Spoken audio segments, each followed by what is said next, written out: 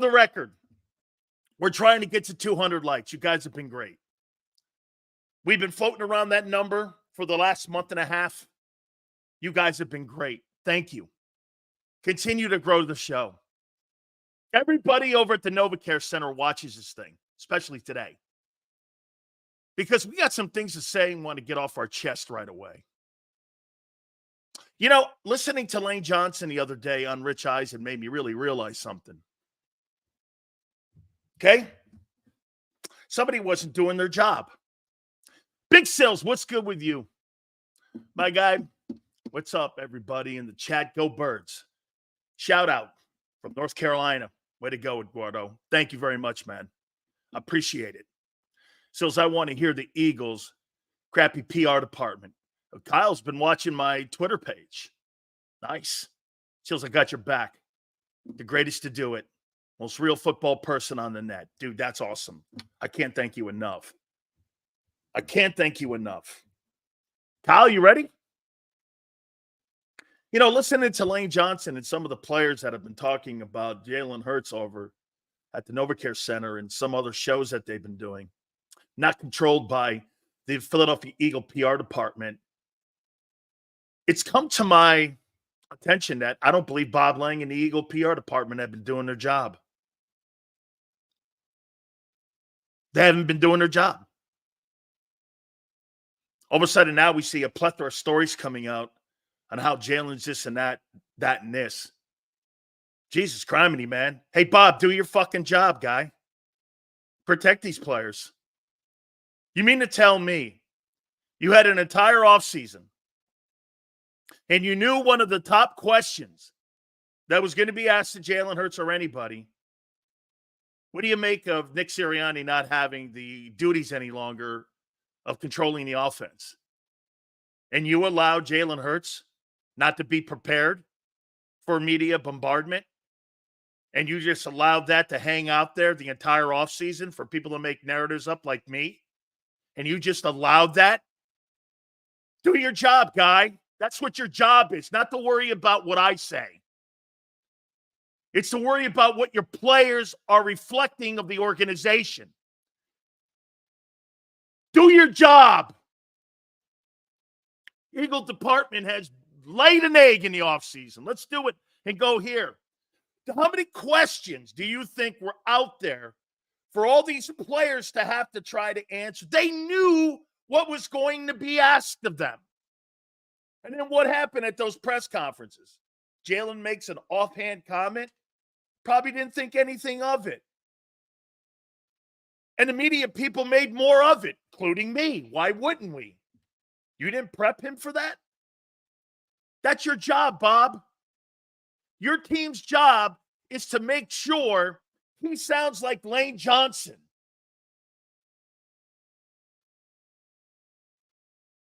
Do your job.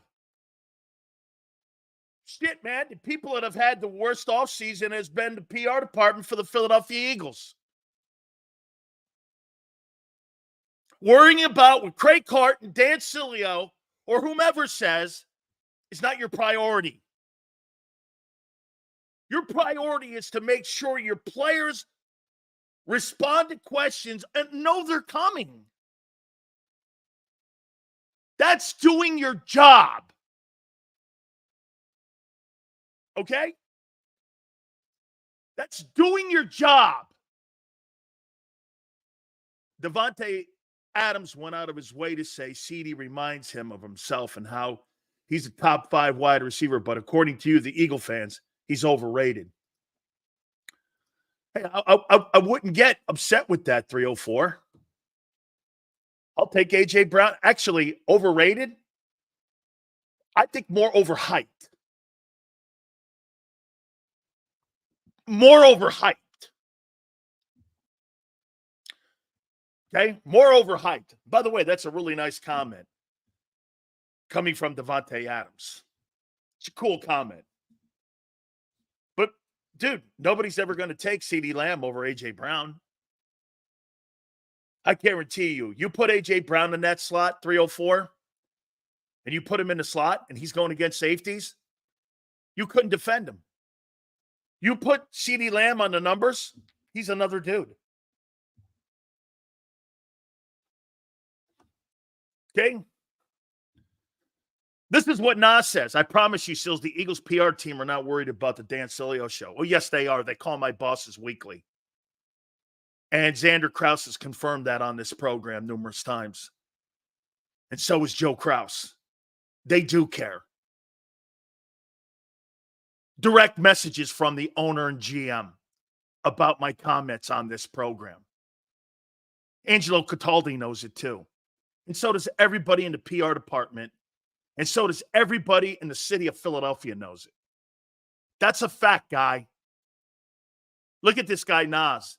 You know what he doesn't want to believe, folks? The truth, which is a lot like people in here.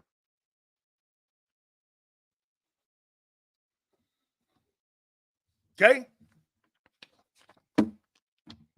Oh, Xander came on here numerous times and says, it's a fact. My dad and I get calls every week from the Eagles about Dan Sileo. Hey, Nas, whether you believe it or not is not important to me. Honest to God. Okay? Honest to God, it does not matter to me. So if you don't believe it, I don't really care. I've been doing this for 37 years. Okay? Could you imagine there's no way it would? It would. CD coming to Philadelphia to play with this former teammate and cornerback. Dude, I'll take the guys they have. If the PR department didn't prep Hurts, why wouldn't they just have Hurts go onto one of those outlets and recant and clarify his statements? Because they don't care. They don't care. They don't have to be held accountable, JM, because the media in Philly doesn't hold them accountable anymore. That's why. They don't care about that. That's not important to them. Controlling how you talk or write stories about them is all they care about. That's it. I don't care. And by the way, they have clarified it through Howard Eskin, through people saying it's not a brand new offense. You've got everyone coming out saying that. You got these news stories, Jalen's this, Jalen's that. You got Lane talking now. Okay? Steve goes, hold them accountable to what? Not lying. It seems like they shit on the players to keep themselves looking good. Spa, you know that. They shit on players and coaches all the time. Shit on Doug, shit on Wentz, shit on Hurts. It doesn't matter. As long as the owner and the GM look good and the front office looks good, everybody is sacrificial to them. Seals, AJ or Andre Johnson? Andre Johnson all night. I'm prejudiced on that. So, Mitchell, not a fair question, but I do think Andre Johnson's better. Look at the quarterbacks that he had to play with, too. Name me one decent quarterback that Andre Johnson played with and made the Hall of Fame. Andre Johnson's more compatible to Terrell Owens because Terrell Owens never played with a decent quarterback outside of really of Donovan McNabb. What quarterback did Jeff Garcia? Who? Tony Romo? Okay. Those aren't right home guys or first ballot Hall of Fame guys. Okay, so again, hey, Eagle guys, you've had a horrible offseason. Your PR department's had a terrible offseason. Terrible. Terrible when it comes to messaging. I mean, if you really, and it's my opportunity to call you out now. The Philadelphia Eagle PR department has had a brutal offseason. You know, you allow all those press conferences and comments to be made, and you let that hang for 6 weeks until training camp. Now you're coming out with all these stories and other publications to try to make it all look good. And the messaging, they're everywhere. These people are so easy to read. They're more predictable than what the 2023 Philadelphia Eagle offense was. Okay? James Carver. My only Xander gripe is that I can't pull a flexing gift subs to JAKIB at the moment. But he said he's going to work on it. James, we love you, man. You've been a real absolute staple here, and we appreciate you the way you help build the pro. By the way, James, you're one of the many people that are in here that we thank very much for helping build the show up. Thank you very much. Maybe, and you know what? Sometimes I don't say that enough. There are so many people that would be all over doing an interview with Jalen to clear all this up. All he would have to do is accept one and do it. Instead, he has teammates running cover for him. Sam, that's exactly what I see too. You got Lane Johnson doing his job for him. You got Lane Johnson doing his job. Absolutely. Hey, Jalen's doing this. He's more. By the way, I believe Lane. I believe Lane. But one more time here before we move on to the topics. Hey, Bob Lane, do your job. Help your players out for prepared questions that you know are going to be asked about the new offense, the new coordinators, Jalen's role. What he thinks of Nick. That's your job, dude. Not to worry about what Dan Sileo says or Craig Carton. That's not your job. It's not your job. I want to throw some things at you here. There was an idiotic comparison that was made on the internet and on X. People were trying to tell me after 51 starts with Joe Burrow and Jalen Hurts. And I put a poll question up on my Twitter page. I'm going to show you something here. Let me ask you this. How many people believe, and this goes into who he'll always be compared to. Get this, Miami is not going to offer Tagovailoa a market value deal. How many people here believe that Jalen Hurts is a better passer than the reigning yardage leader from 2023, Tua Tagovailoa? Who thinks that Jalen's a better passer than Tua? By the way, Tua's played, I think, in the last 3 years, 7 fewer games. How many people in here believe that Jalen's a better pocket passer than Tagovailoa?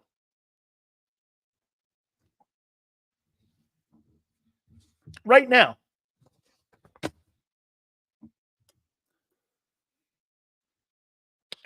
Supposedly, he's not getting a market value deal. Tua's problem is concussion history. Makes him too much of a risk, unfortunately. That's truly a narrative, relative. That's truly a narrative that you have to take into consideration. That's totally true. Xander trolling from Panera Bread. Love you guys. Xander and Big Sills. Bows to greatness. Awesome stuff, dog. Thank you, James. Appreciate that, brother. Tua all day, no doubt. Tua's most definitely not being offered a market deal. That's a shame. But I do think one of the reasons is he's not being offered a market deal is because of the injury issues. Okay? They still gave Burrow that deal. And let's not forget something. Tagovailoa threw for the most yards in pro football last year. Something Hurts will never do in his career. He will never do that in his professional career. He'll never lead the league in passing yards. Okay? He's not a better passer. Bob, he's not a better passer anywhere. He's never been a better passer, Jalen Hurts, than Tagovailoa. I'm going to prove a point to you. Comparing Jalen Hurts to Joe Burrow is absolutely ridiculous. It's absolutely the most ridiculous thing on the planet. He's more compatible right now to Tua, and that's almost not fair. So let's look at it. In the last 3 years, from the pocket, Tua's got 449 a year in attempts. Hurts, 476. Completions, Tua 303. Hurts 307. This is a guy who's in and out of the lineup, too. Tagovailoa. Jalen wouldn't survive in Dallas. No, he would not. He would not survive in Dallas. Yards. Tua 3608 last 3 years. Jalen Hurts 3567. Completion percentage. Tua 67.3. Hurts 64.4. Tua touchdowns 23. Jalen 20. Interceptions both at 10. Quarterback rating 98.7 for Tua. 92.6 for Hurts. Tua's a better player. No, take the back. He's a better quarterback. If you're going to play him like you did in 23 with Kellen Moore, and you continue to go down this route, Tua's numbers are going to improve. Hurts's won't. Or stay the same. Okay? That's your comparison. Let's not forget, this guy's been in and out of the lineup because of injuries. Miami's hedging their bets right now because of injuries. I don't think because of the player, but because of injuries, and then potentially not giving him a market value deal. Trying to turn Jalen Hurts into a pocket passer is doomed to fail. It is. He is the best when throwing on the run. Completely true. You got to move the pocket for him. Give him more bootlegs and rollouts. That's how they trained Aaron Rodgers. Okay?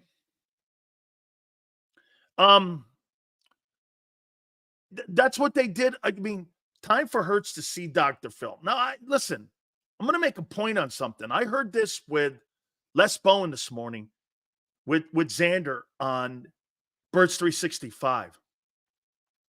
Sills, would you have said the same thing about Tom Brady when Brady had less than 3,800 passing yards? Different NFL, dude. Rules are completely changed. 25 years ago, NFL to today, it's not the same league. You know this and I know this. Receiver rules are different. Defenseless wide receiver now is more prevalent on calls. So is pass interference.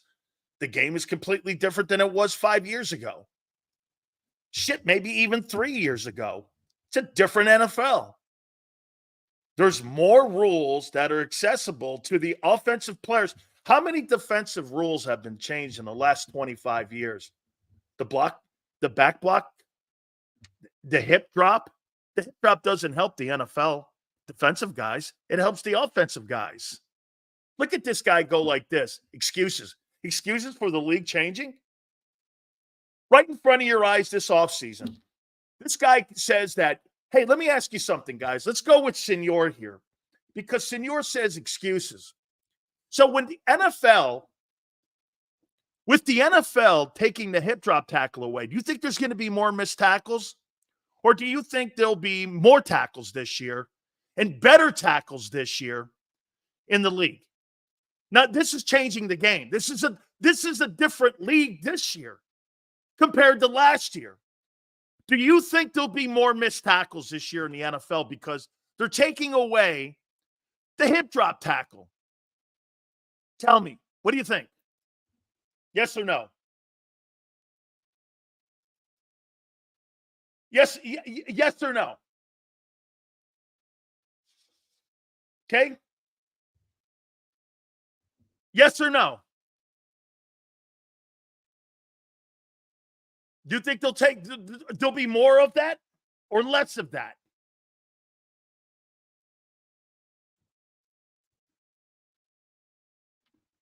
So passing yards should be inflated now. Yes. Hoss, if Baker Mayfield can throw for 4,100 yards, don't you think it's easier to complete a pass in today's NFL than it was 20 years ago? You're taking plays away. You can't sack the quarter. By the way, get this. You can't sack the quarterback. We don't even know what a sack is. You can't hit a quarterback, and everything is subjective. But Senor's going to try to tell you the game is the same as it was 25 years ago when Brady first got into the league. In his first 5 seasons in, he threw for 3,800 yards. Yeah, okay, guy. Do you know what I'd like to take a look at that number. As a matter of fact, who led the NFL in passing yards 25 years ago? What was that? We'll say 2004? Let's just go 20 years ago. Okay, let's just go 20 years ago, Senor. Who led the NFL in passing yards in 2023-24?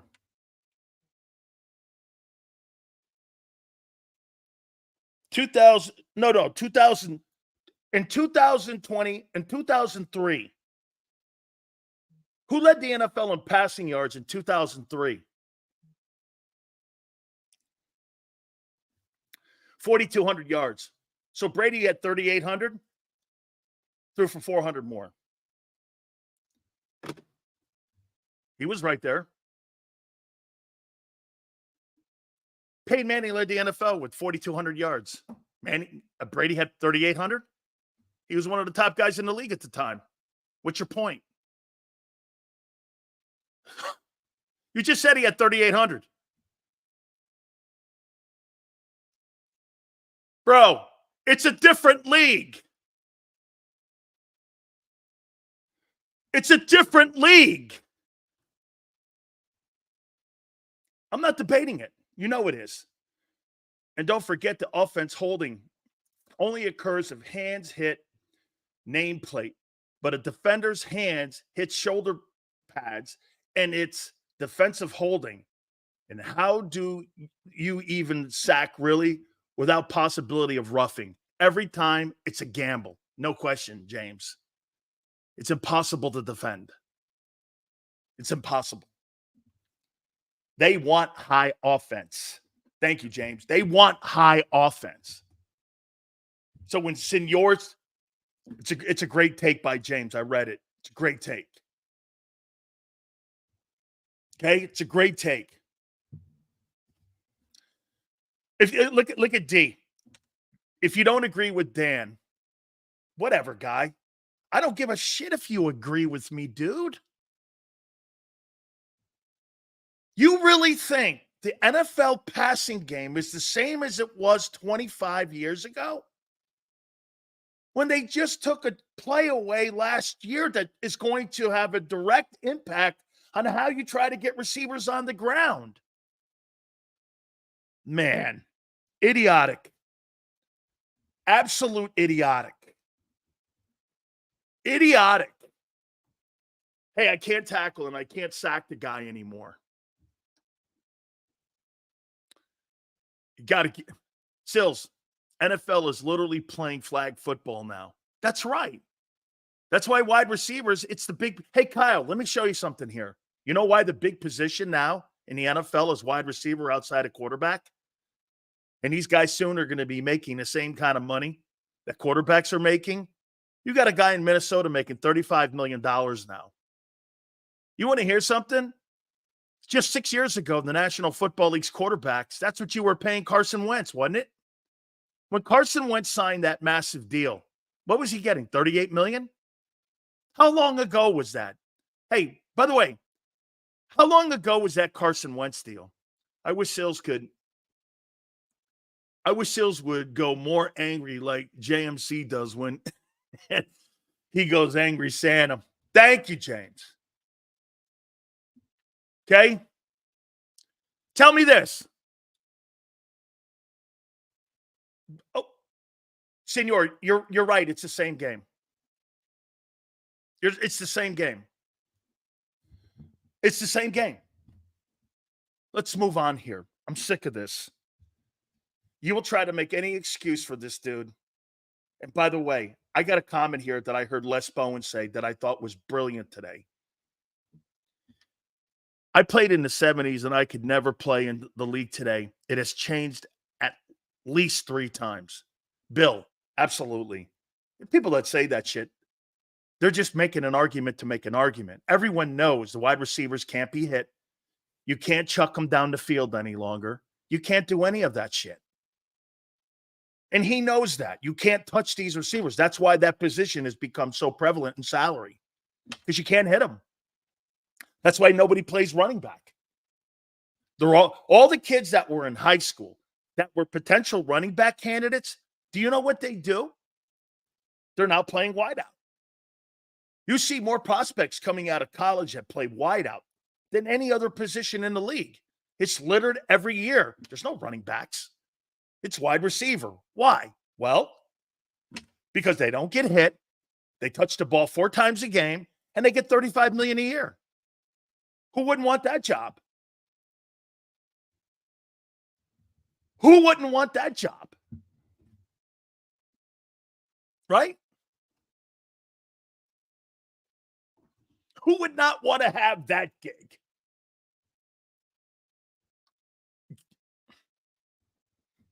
I mean,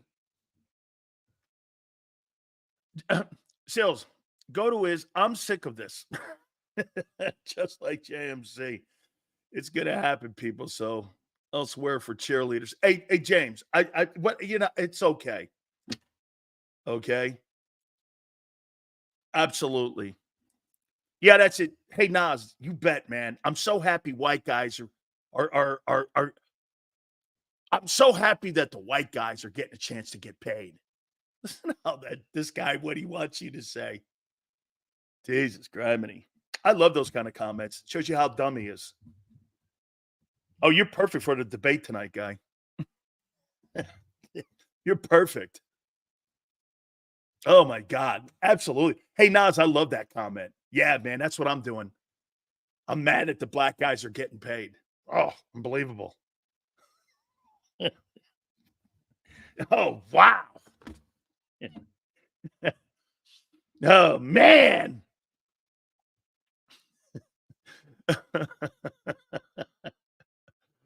Oh, man. No, I think it's funny. Anything. No. It's a joke. It's, that kind of stuff is funny because it's just lowbrow thinking stuff. And, of course, people who want you to run under your desk. And I don't, it's funny. Hall of Famer Paul Warfield led the undefeated 72 Miami Dolphins with 29 receptions. The game has changed. Big Sills, what are you looking to see per preseason games? I like that. I want to see the young defensive players get in there, get some reps. I want to see the linebacking core play. I want to see the corners, and I want to see how they're going to shuffle the cornerbacks and how they're going to play in the secondary. That's what I would like to see. I'm more interested in that. And I'd probably be interested at the right guard position, what they're going to do. Yeah, it's a great take, Mr. Perez. So to me, my number one for preseason, how's that secondary going to shuffle out? Who's going to be in the slot? Who's going to be your safeties? Who's going to be your corners? It's got to be Slay on one of them at least right now. Who's the other corner going to be? I want to see that. I want to see Barkley, but I doubt they'll play Barkley a lot. You know what, though, how you're going to tell with Barkley? Whoever the running back is back there, and if Jalen gets any reps or anything, I don't know how many reps, and I don't know how Kellen Moore. Hey, by the way, 304. Are you in here, 304? I have a question for you on Kellen Moore. Did he play Dak in the preseason? when he was the offensive coordinator, when he was there for 5 years, did he play Dak? Did Dak play for the Cowboys in the preseason a lot? Because I don't remember watching a lot of preseason ball games. Because that'll be something to be interested in if Jalen Hurts plays a little more preseason football this year. I know they had a problem with that during the Jets game. I think that was last year or the year before. With all the changes on both sides of the ball, any chances we'll see starters more in the preseason? Relative. I think with the new coordinators too, that you're probably going to want to see that a little bit more. That's what I would see. And that's what I would hope. Kellen Moore won't have a say in that. It's a Howie call. Well, what's Nick's role when it comes to that? Dak would play like a series or two, says James. Well, I'd like to see Jalen play a series or two. I think it'd be beneficial. Those are quality reps. That controlled scrimmage stuff, I don't mind it. I don't mind the controlled scrimmage stuff. But to me, I also want to see the starters possibly get in there. And let's see how that connection is between Kellen Moore and with Jalen Hurts in the exhibition season. Probably to play Jalen for understanding motion. I'd like that, Maxon. That makes a lot of sense. After last season, I'm sure Jeff and Howie want everyone to play some preseason. Jason, I think you're right. I think you're right, dude. I think you're right. I think they're going to want to play some of these guys. You know, I heard something today on Birds 365. By the way, I think we got the best shows on JAKIB. And Les, who's covered the Philadelphia Eagles for generations. By the way, I like the conversation on Jason Kelce that Xander brought up. You think Jason Kelce's a bigger personality right now than Charles Barkley? Coming out of Philly?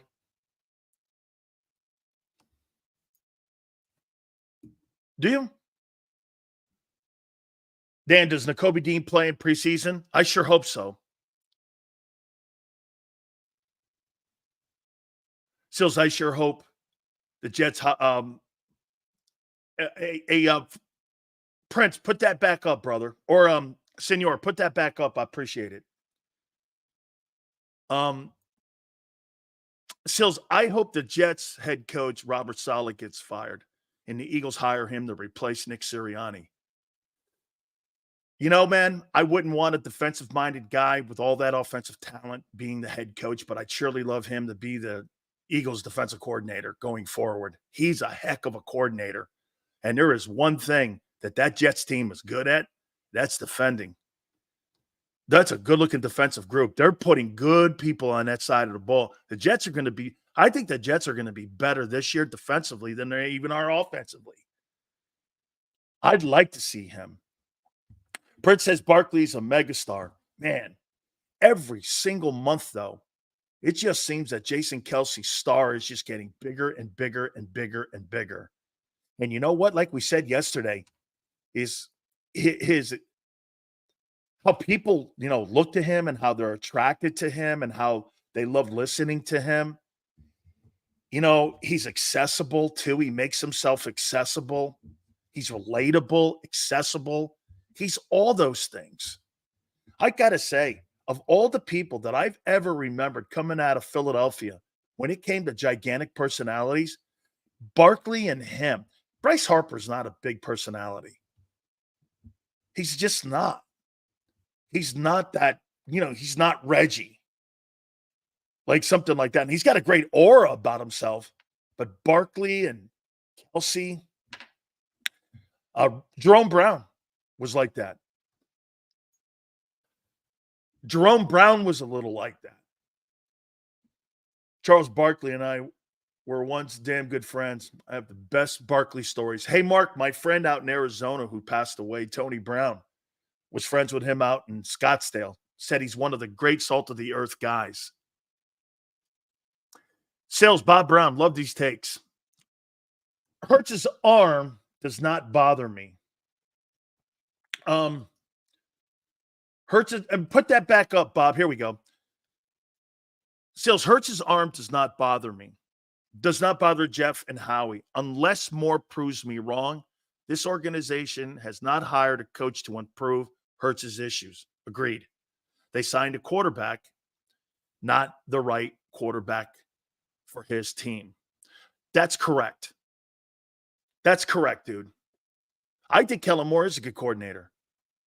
But, you hear people, and I hear John McMullen saying this all the time, if you're a good coordinator, you should be able to adapt to the quarterback's skill set. That's not what they're doing in today's NFL. And there's no quarterback coach in the history of the league that's ever been a great coordinator that changes their playbook for a guy. They change the player out. They don't do that. Vic Fangio brought his style of defense in and his scheme. He's not changing because of the players that are here. Shit, they want to run 34 base. They don't have 34 personnel. They're still going to run it. Shouldn't he not change? Now, I'm hearing they're going to go 4-3, and I think they probably will more because he's going to have to play that because you don't have the linebackers to play 34. You just don't. Sean McVay doesn't change. Kyle Shanahan doesn't change. None of these guys change. And what's his name says, Andy changed for Vick. What did you win? Michael Vick is the most overrated player in pro football history. He's the most overrated player at the quarterback position in NFL history. What did he win? Nothing. The most he ever got to, I think, was a conference championship game when he was in Atlanta. What else did he do? Hey, Niner goes, Vick was elite. Elite, doesn't that mean you got to win? What did he win? What did Michael Vick ever win? Hey, by the way, I loved watching Michael Vick play. Oh no, you got a different conversation on me there. I loved watching Vick play. Michael Vick was sensational. Electric. Dual threat. Fun to watch. You know who he reminds me of?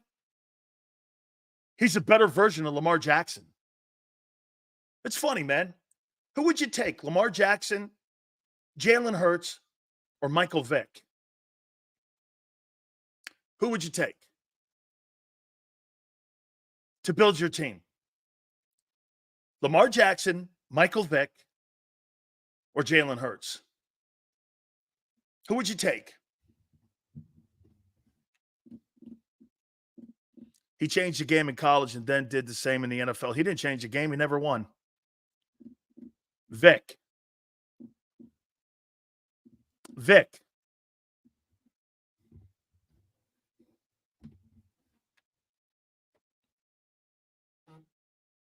Vick. Dude, LJ, stats matter to players. That's how you get paid. They do matter. Once again, you're talking as a fan. Stats matter to players. That's why you get paid. You don't get paid on winning. You get paid on numbers.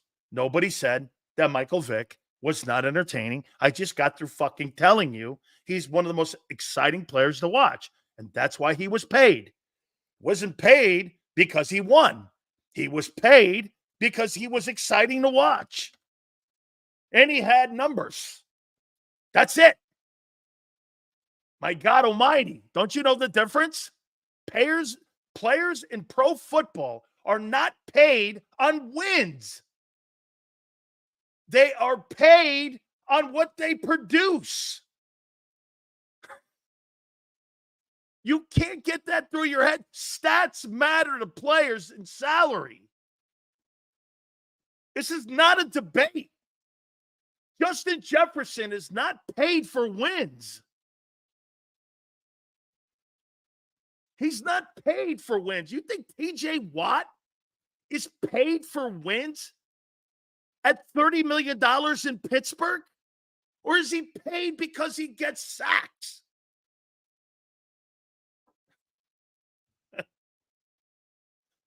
It's simple.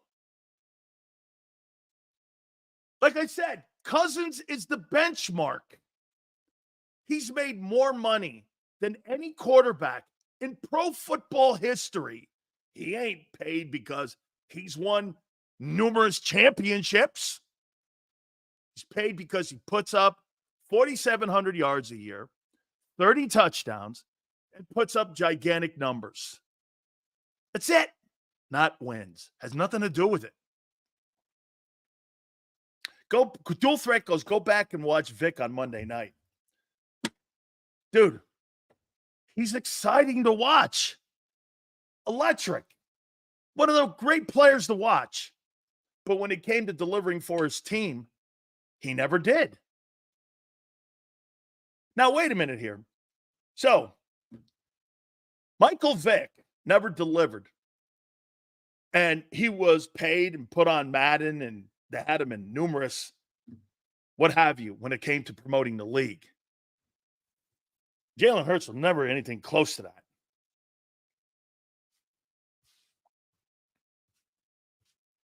Now, JM, that's a great point.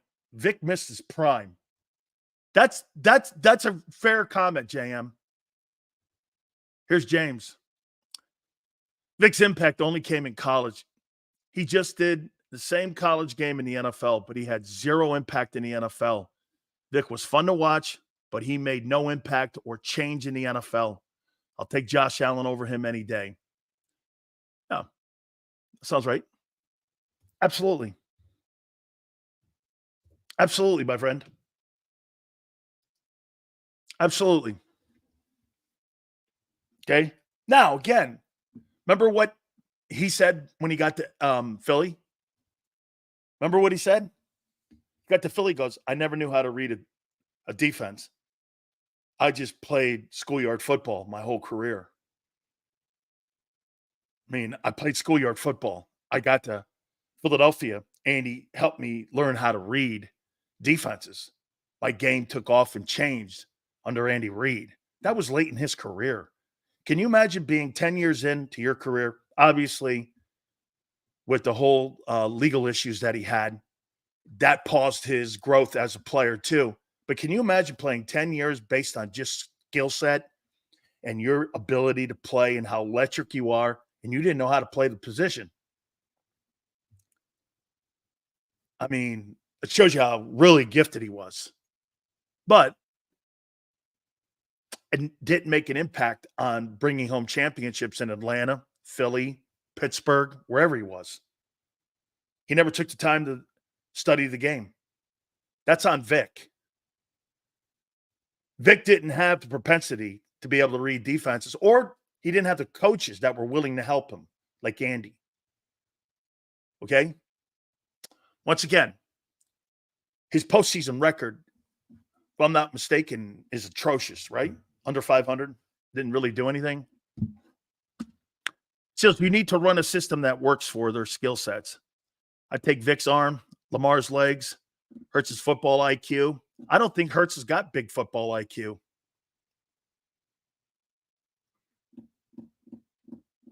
I don't think he has football IQ.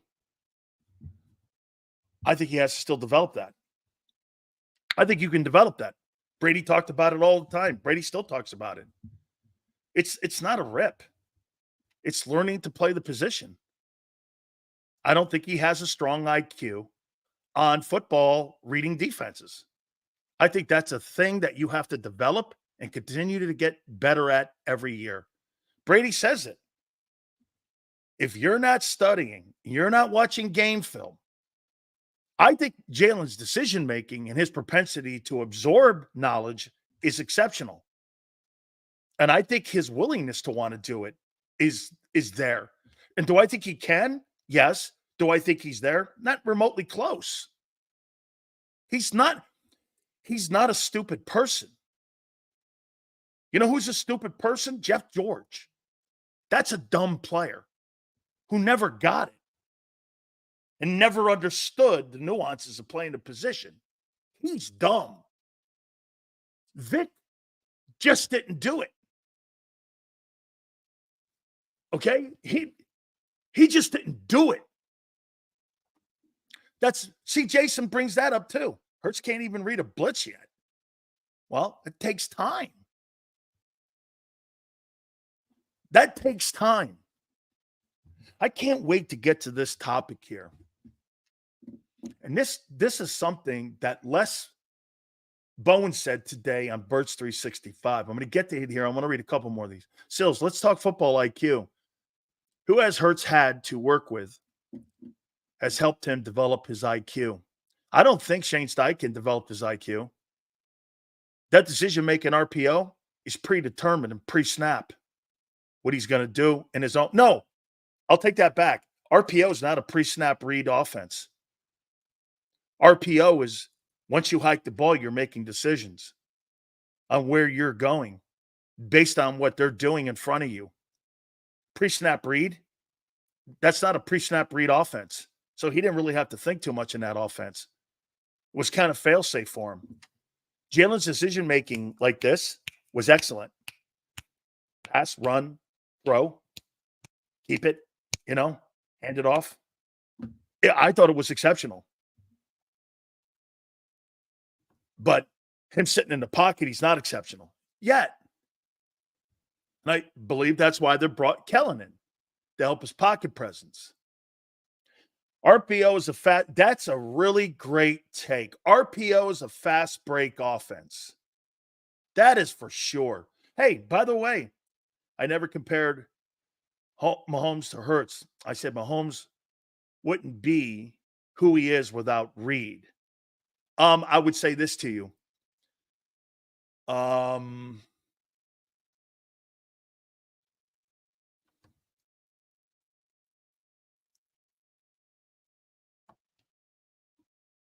I don't know, a little bit. You can't say that. Well, then Tom Brady, then you agree Tom Brady would never be who Tom Brady is without Belichick, right? No, I got it, JM. We're good, brother. JM. Then we if we're going to put that in there, though, Brady would never be Brady without Belichick, though, right? It's all good, JM. We're boys, man. I got that. Yeah. Hard to say what Mahomes would have been. I think he had a lot to do with Alex Smith and him sitting there watching the game, too. Forrest has got a nice one. Jalen is a mix of McNabb and Russell Wilson.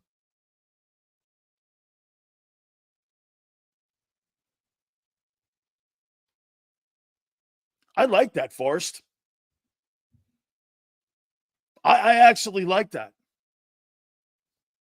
McNabb's a borderline Hall of Famer. Russell Wilson is a Hall of Famer. I actually like that. I actually dig that. Bradshaw had 4 rings. If you remember right, too, Steve. Bradshaw, his first 2 Super Bowls were more of a run-oriented offense with Rocky Bleier and with Franco. That last one at Pasadena at the Rose Bowl against the Rams, he was exceptional in that game. He was exceptional in that football game. I think he threw for over 300 yards in that game. Swan and Stallworth were insane great in that ball game. Jailer's a mixture of himself. No, he's not. And you know what? Now we're going to get to this topic.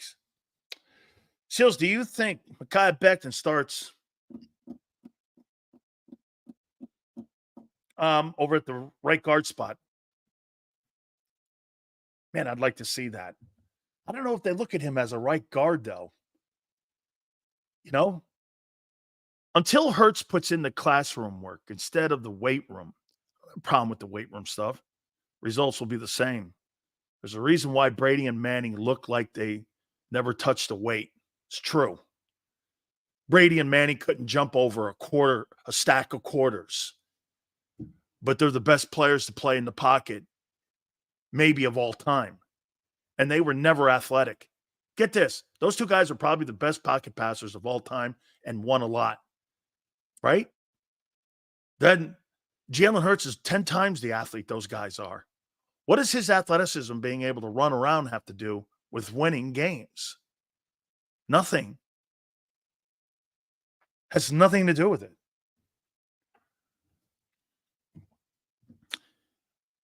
Now I'm going to get to this topic here.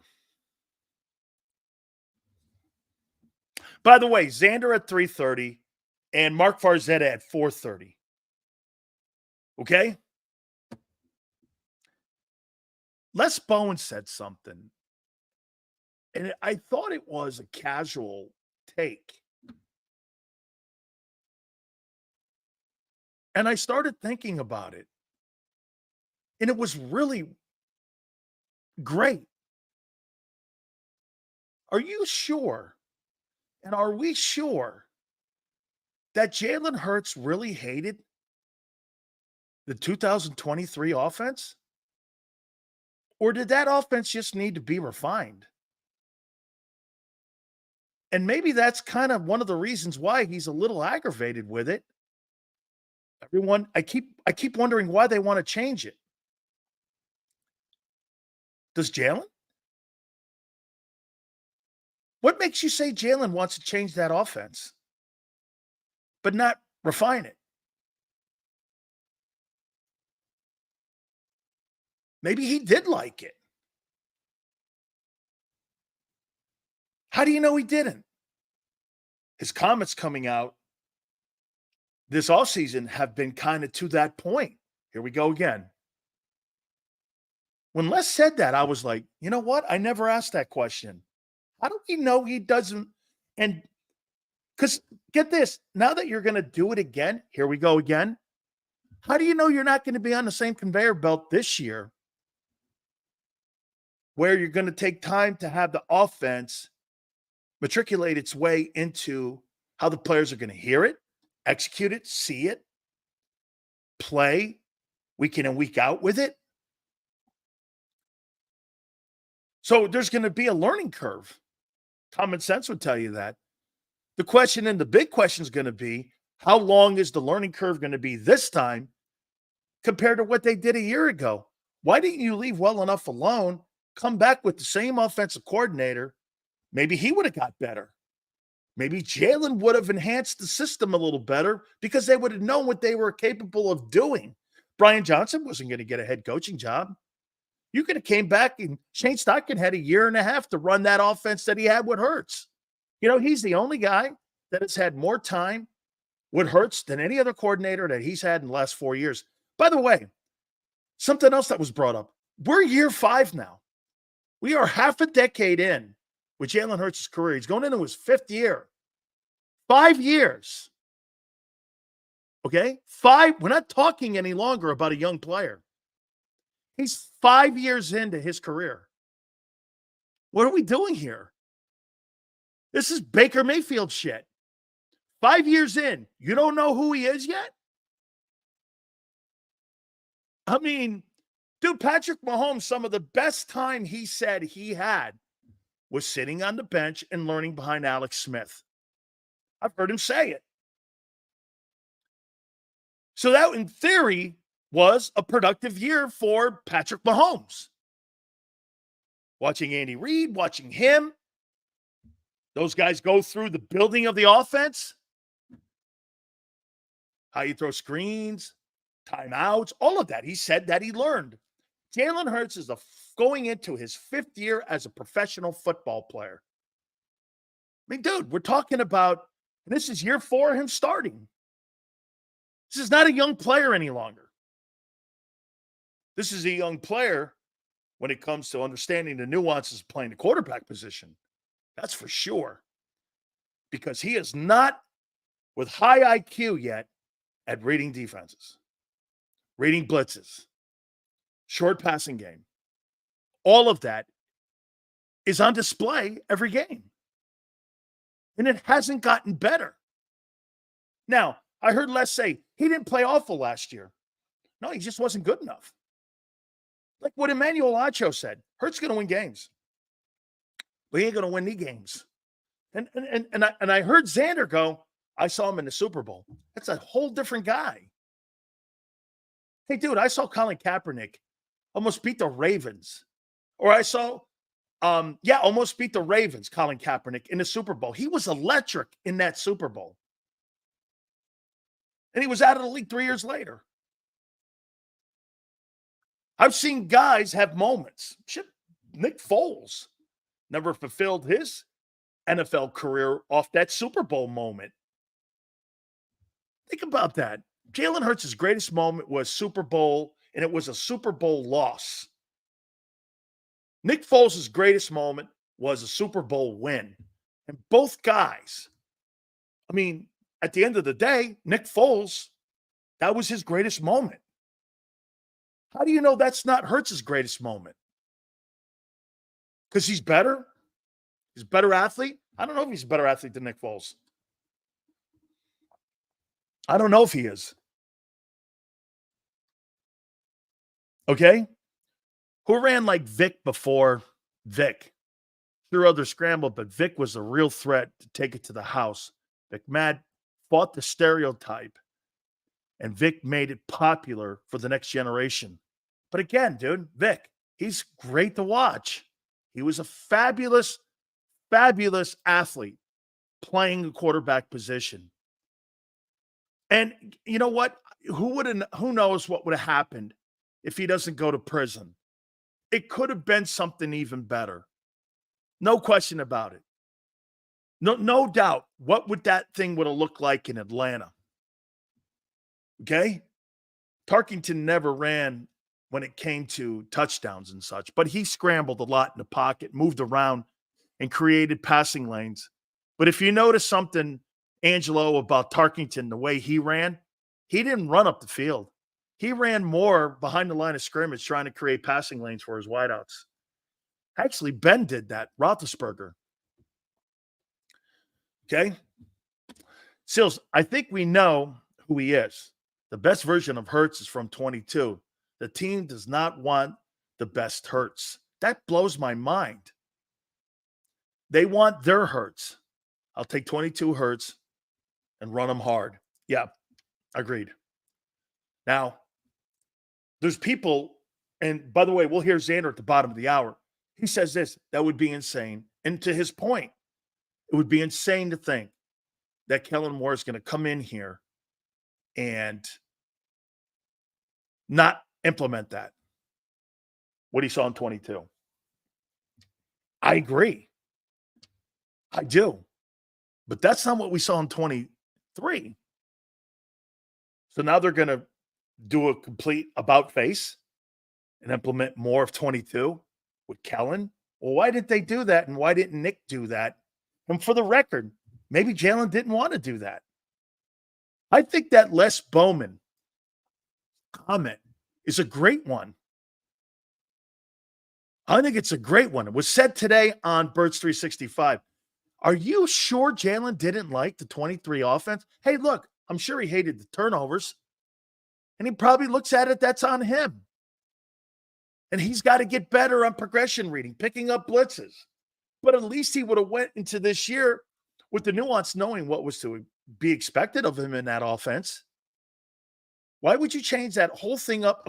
And by the way, you know what? He probably sees it that way. Because Les said this when he's asking a question. He's right. Les is a professional interviewer. He knows what he's doing. You know what he do? Every time you ask a question, you already know what the answer is when you're good at what you do. You know what they're going to say, or you assuming what they're going to say to have your response. Remember, you ask questions knowing that they're going to give you a respected response. It's called leading the interview to get the sound bites you want. You just don't ask random questions. I don't ask random questions. I know what the guy's going to say because that makes it so that I already know what my response is going to be, and I'm looking for a sound bite. I'm looking for a sound bite. I'm trying to make the guy say something. That's interesting. That's what good interviewers do. Stern's the best at it. He used to be. He used to be. Everybody missed when Jalen said he felt like a freshman every year learning a new offense. No one mentioned that. He said that this offseason again. Hey, man, here we go again. He actually said that. I'm going to pull that quote up Because I may still have that. Because he said, hey, man, here we go again. How do you know he didn't like last year's offense? Did anybody ask him? Everyone's under the assumption that it was a bad offense. That's why I keep fighting some of you and saying this. Okay? Oh, I mean, you listen to him, and he's like, and you guys fight me on it. When I go like this, everybody else had a great year. All hurts his teammates. Hey, let me say this to you. Let me ask you guys this question. Do you think revisionist BS, the scheme was trash? Okay, Ed Reyes, I'll ask you this, since you put that there. Ed Reyes, did Jalen make his teammates better last year?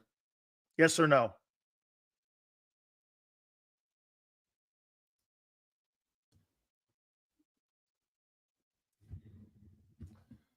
Did he make his teammates better last year? Yes or no?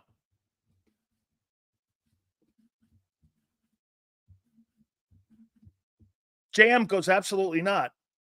Then how'd they get raises? JM says absolutely not.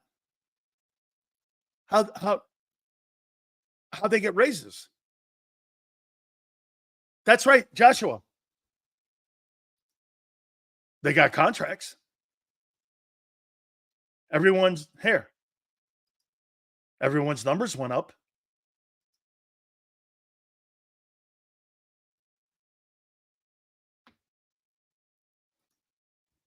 If Jalen Hurts played exactly how he did in 23, but had 22 defense, what do you think would have been?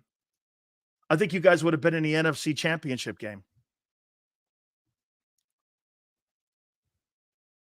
Or at least in the second round, the divisional round. At least in the second round. Jalen made himself look worse, but he still was all right. Just turnovers. Okay, Forrest. But he made his teammates better. I'm trying. I didn't think of what Les said. And the objective out of your quarterback, like, hey, how about this? Did Brock Purdy make his teammates better last year? Did he make his teammates better? I think so. Is it at the objective of the quarterback is to make everyone around you better? Like, nobody would ever look at Brock Purdy and go, that's the most important guy in the huddle. Be McCaffrey, Trent, Debo, Kittle, clearly McCaffrey.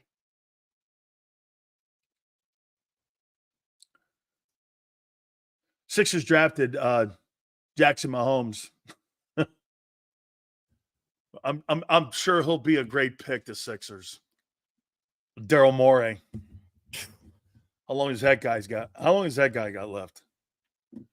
You see ESPN, I'm down on both knees praying for the Knicks to be good. Jesus criminy. What happened to that place?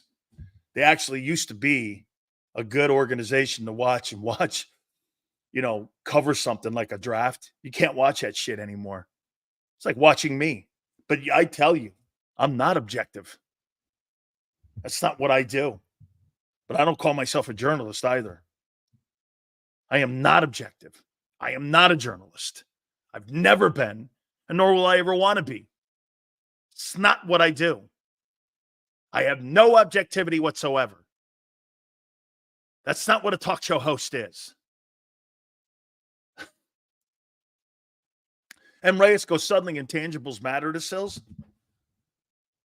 You think reading a defense matter? Here, get this, intangible. Let me ask you something, M. Reyes. You think reading a defense matters?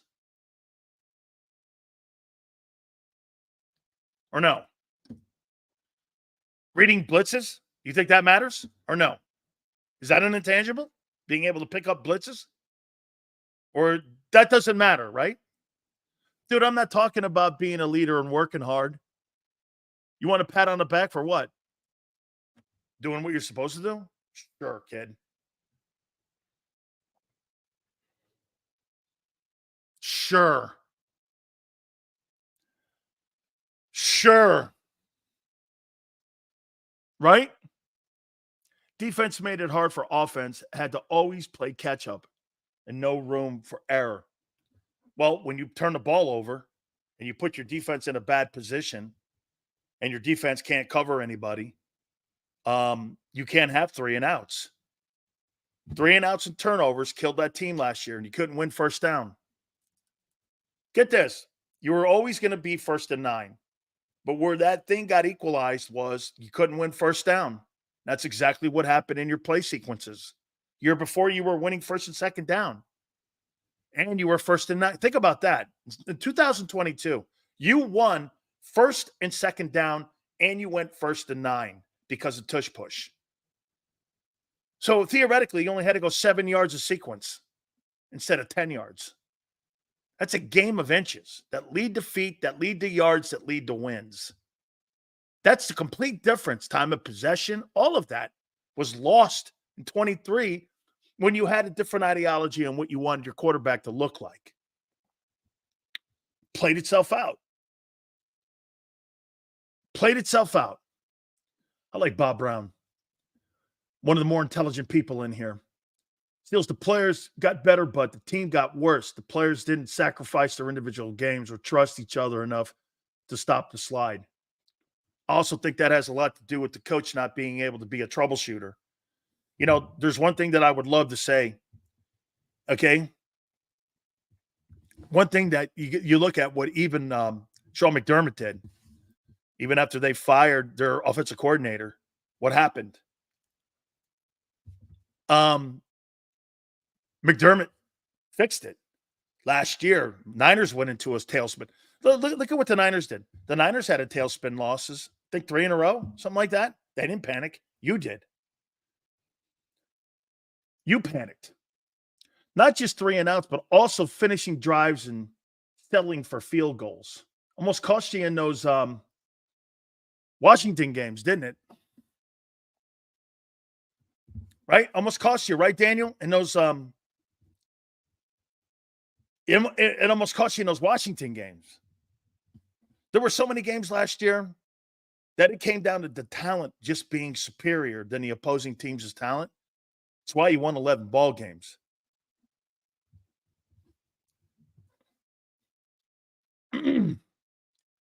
Here, Hollywood asked a good question. Manning had how many audibles before the ball was hiked?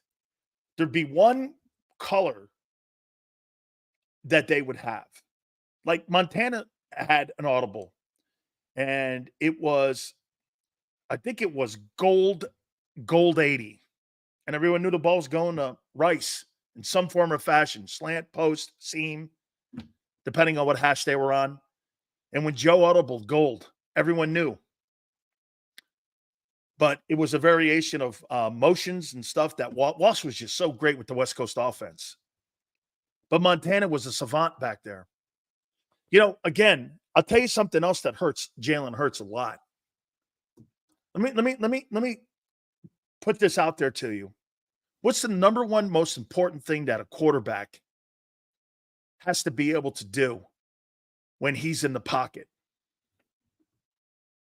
Let's get to Ace here. Love Ace too. Hey, Sills, could it be that Jalen prefers to develop his game because of all the naysayers saying and being benched in school, only wants to run in need? Yeah, but guess what? Let me ask you this then, Ace. Ace, let me ask you this. Do you think that hurt McNabb having that mentality? Oh, I'm not going to run. I just want to show everybody that I'm not a stereotyped black quarterback that I can throw and win from the pocket. Don't you think fighting something like that is kind of dumb? Dude, I'm not going to try to make a point if it affects my game. I'm going to use every asset I have to win ball games. Okay? That's why. Technically, if Hurts wins another conference championship, he will be in the higher of the quarterback achievement. Sills won't acknowledge that. If he wins 2 NFC titles, it's an S9 comment, guy. You can't change scoreboard. I'm not Bayless. LeBron James won 4 championships. I don't give a shit it's 4 and 6. I don't care. He won 4 titles in 3 different places. It's not true. That's not true. All you're doing is lying then. If you don't acknowledge that guy wins 2 NFC titles, bullshit. You have to acknowledge that. Sam says something here. You simply cannot have sustained success if you're basing your offense off your quarterback's ability to run the ball. When he gets hurt and plays through it, he can't run. What happens if it fails? It's correct.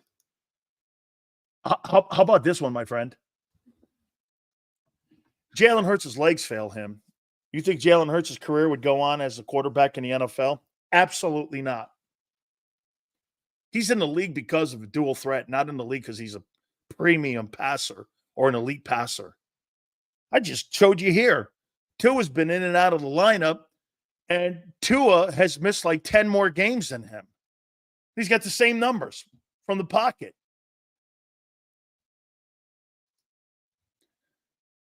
Can Seth still come on even though, yes. Yeah, we're working. Seth is right now, and a lot of guys right now are getting ready for the upcoming season because it's the time before the storm, It's calm before the storm. So those guys are all going to be coming on. We tried to get them on last week.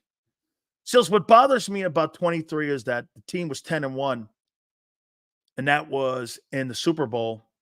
The prior years could find anything to rally around to save their season. Where the F was this mentality? I don't think you had the same professionals that you had a year ago in 22. Previous year, Bob. You had Dominic Sue, Linville Joseph. You had Fletcher Cox sitting there. You had a linebacking core that you've not replaced. Think about what this is. You have not replaced your linebackers since 22. I'm awake or you. I love Tua, but I wouldn't give him what he wants. I think you're right. I'm awake or you. Because of the concussion and the one hit away from being a jar of Skittles? Probably so. Probably so. Fat Max says Devin White. Well, we'll see. That year, in 2022, you had a linebacker have 159 tackles, and the other guy had 120. Okay? And you haven't come close to that. You haven't come close to that. We shall see what these guys do. There's not one linebacker on that football team right now. I see 160 tackles. Not one guy. You guys are dreaming with the overpaid bum at quarterback and no D. 7 wins maybe at best. Okay? Charlie, the only reason... Okay, Charlie, I brought this up yesterday. Okay? I brought this up yesterday, Charlie. What will be different this year? Kellen Moore? Okay. Okay. Barkley? Okay. And Les said it perfect. Story's going to be Jalen Hurts and Kellen Moore. Hey, Sills, I agree that he should utilize his strengths, but you just said without his legs, he is probably not in the league, so he needs to develop. Ace, my problem with Hurts is you guys look at him differently than who he is. He's got a long way to go, man. I mean, is he a little better than Kyler Murray? Kyler Murray doesn't have near the talent that he has. What would Kyler Murray do in that system? What would Kyler Murray, you think, do with the talent in Philly? With Barkley, best O-line in football, 2,000-yard receivers. What do you think Barkley would do? Or Kyler Murray would do? He's a better athlete than Jalen. I don't know if he's a better quarterback. I don't know that. I'm assuming Jalen's better. Leadership skills, too, kind of sucks over there. We're seeing a little bit of not coolness, you know? Jalen just needs to win, and people will leave you alone. At this point, nobody in the media thinks highly of you anyways. Jalen is Cam Newton. Okay. Murray had almost 1,000 yards more passing than Hurts at Oklahoma. And college, I don't, okay. Murray's better statistically, says JM. But Jalen's probably a better quarterback. Murray's a better athlete, my opinion. Nobody in the history of football and Major League Baseball has ever been drafted in the first round. No one would ever accuse Jalen of being a better athlete than Kyler Murray. Kyler Murray is arguably the most gifted athlete next to Josh Allen in pro football at the quarterback position. I mean, that guy was drafted in the first round by the A's. And he was drafted in the first round by Arizona Cardinals. I mean, there's nobody in pro football history that's ever done that. How come all these other teams don't have the talent like they do in Philly, Sills? Clearly, it can be done. But how come it's just us in San Francisco? Come on, man. You know why. You know exactly why. You know exactly why. It's the payment of the quarterback. By the way, I got to say this to you. I can't believe that Howie Roseman, the cap hit this year for Jalen Hurts' contract is $6 million. That's so insane great. $6 million is the cap hit this year on a $50 million paycheck. It's so great. Excuse me. I'll take that back. Excuse me. I misspoke. 6% of the cap is Jalen Hurts' contract. 6%. So, Charlie, not $6 million. 6% of the $230 million salary cap is Jalen's contract. That's why you've got latitude to do things. And you're able to spend money like that at the perimeter. But I don't believe San Francisco has. I think San Francisco, this is your window, dude. You got to win now. Because at the end of this year, you're paying $60 million and more maybe for Brock Purdy. You ain't going to get that love, bro. You're going to have to pay that guy. John Lynch is going to have to pony up. Or you're going to either have to make a decision whether or not that's your guy. That's pretty amazing. 6% of the Philadelphia Eagles salary cap this year, okay, is going to be on Jalen Hurts' contract. That's absolutely insane. Absolutely insane.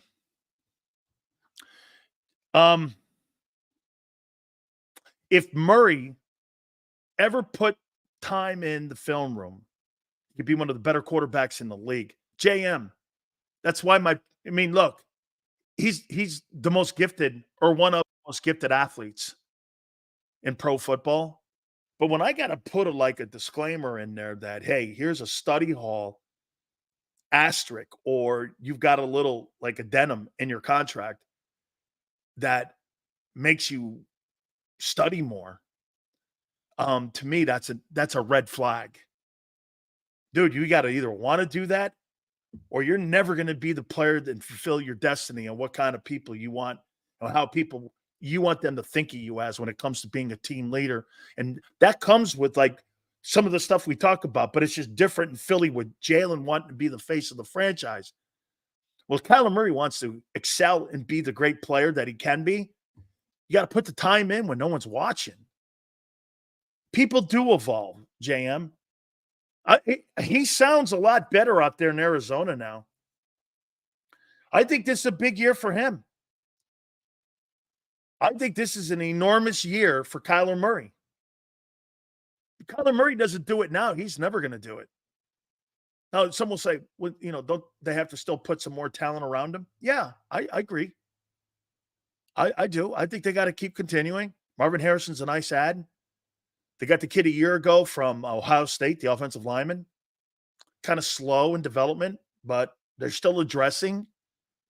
They got a lot of draft picks, and they got a ton of draft picks next year, and they got cap space. I mean, it would not shock me to see somebody like T. Higgins land in Arizona. T. Higgins and Marvin Harrison, that's what I think that has a chance of looking like. They need another big-time wide receiver down there in Arizona. Maybe a little bit more on their defensive side, too, with the linebackers. But they're building. That new GM down there is doing a pretty decent job in an organization that doesn't do a really good job. Okay? You just said Murray doesn't have Jalen's talent. Once again, you don't understand the quarterback position. I just said this. He's a more gifted athlete than Jalen Hurts. Nobody has ever seen a player drafted in baseball and football in the first round and says that guy's not one of the better athletes in the sport. Jalen's probably a better quarterback. Just like Tom Brady is not the athlete Aaron Rodgers is, but Brady's a better athlete. I mean, Rodgers is a better athlete. They're not one and the same, dude. Just because you're a better quarterback doesn't mean you're a better athlete. Peyton Manning and Tom Brady can't jump over a stack of dimes. But it didn't matter. Howie's the GOAT. Please like and subscribe. Thank you very much, my friend. The quarterback position is not the best athlete on the field. He's the best thinker on the field because he's got so much to process. That's the problems that we have when we're talking about Jalen Hurts and football IQ. Well, he was raised by his dad. That doesn't mean his dad prepped him to be a progression reader when he played in high school or that he had that at Alabama. He was benched because he couldn't do that. And OU had a system set up for. Why do you think Jalen went to OU? Because it was an RPO offense. Kyler Murray ran it. Fit his system, fit his style. Russell Wilson was a great athlete drafted in baseball as well. He was. This guy was drafted in the first round. Okay? In both. Russell Wilson was never drafted like that. He was the third round NFL player, and I don't know what round he was drafted in baseball. Murray was drafted in the first round in both sports. It's the only person ever to have that happen to. You're going to, I mean, when you hear the word ever and your name's next to it and you're the only one, pretty decent. This is why you can't just have Jalen sitting in the pocket. Knowing he has issues going through progressions and reading defenses, he'll always bail out of pocket, even if they're clean. Well, the one thing that he does, Sam, that is way better than Mayfield. Mayfield, when he was in Cleveland, had a propensity with any kind of pressure would take off, especially side door. He would take off. And Jalen sits in the pocket. His pocket presence isn't terrible. But I was going to make a point to you guys. I was going to make a point to you guys that the thing that Walsh told me, Bill Walsh, when we were out in San Francisco, and one of the things that made Montana so great wasn't Joe's arm. It was the fact that Joe could process information so fast. He knew where to go with the ball, always. In my opinion, he's a better quarterback reader than what Elway was. Elway wasn't the same. Elway was a gifted athlete, super gifted athlete, but could he read defenses like Montana? Montana would destroy that guy in Super Bowls. Put 55 points up on that Denver team. They barely got the ball back. Hey, JM, that's a great take. You know what, JM?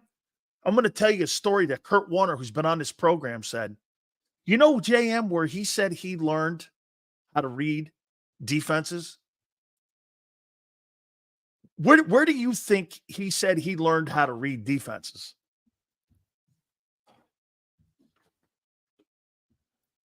What do you think? In the Arena League. Because everything is so condensed, right? And you got to make quick decisions. You got to know where to go pre-snap. Pretty insane. He said he learned how to be a better progression reader of defenses based on what he did because he was taught that he had to get the ball out quick in the Arena League. That's where he learned that he had to get the ball out. He said it numerous times. Okay? Look at Sean. Sean says, Sills, you sound like a one-trick pony pertaining to the quarterback position. Sean, that is the most important position right now in your football team, and Les Bone even said it today.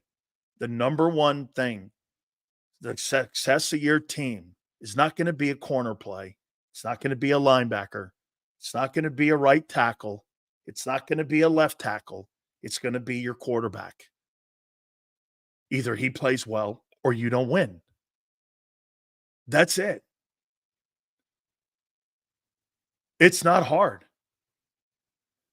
And to your point, they're saying the same shit in Buffalo, and they're saying it everywhere else. I think we're having a little issue trying to connect here with Xander. Hopefully we're able to get. I don't see him. I don't see him. Here we go. Let's see if we can get him now here. Hey, by the way, I hear he's on the road because he's got some sort of light construction going here. Let's see if we can bring him up here. Andrew Crouch, how you doing, brother? What up, Sills? How you doing, bro?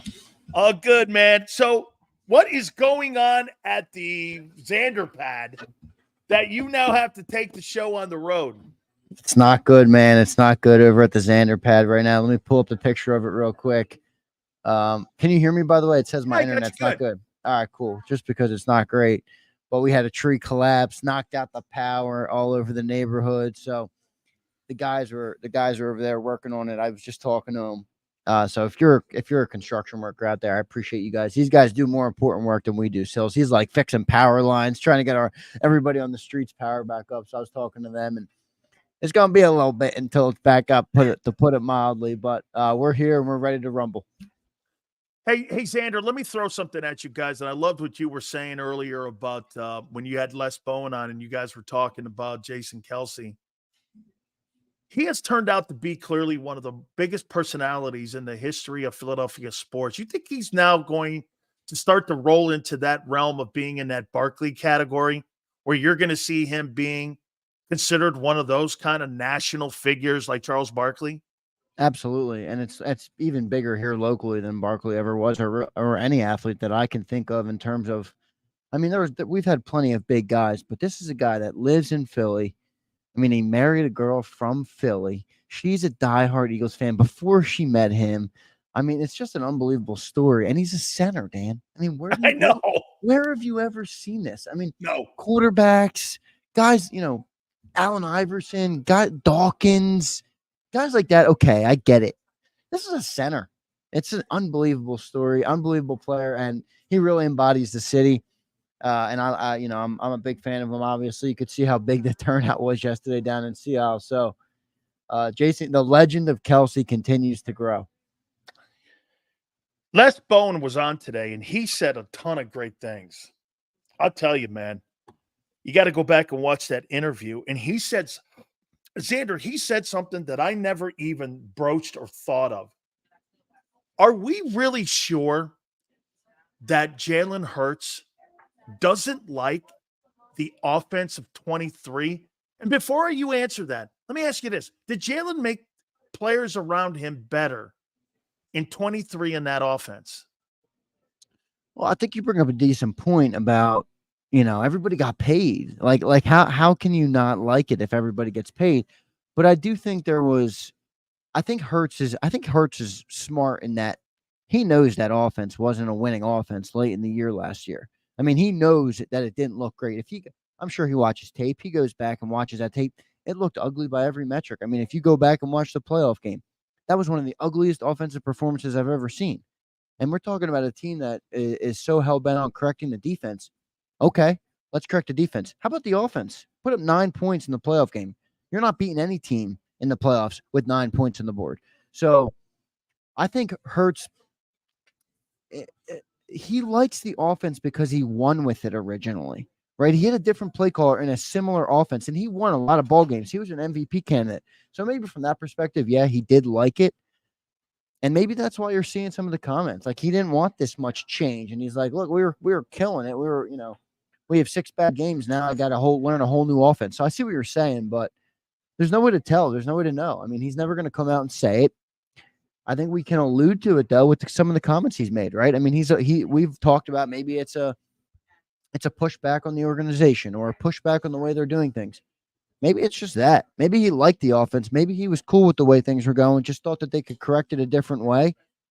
And now here he is learning a whole new offense, which I don't know how embellished that comment, but you're right. Maybe he did like this offense. He was successful in it. He was nearly an MVP of the NFL in it, right? I mean, but what I'm saying is maybe what he wanted was just refining of it. Like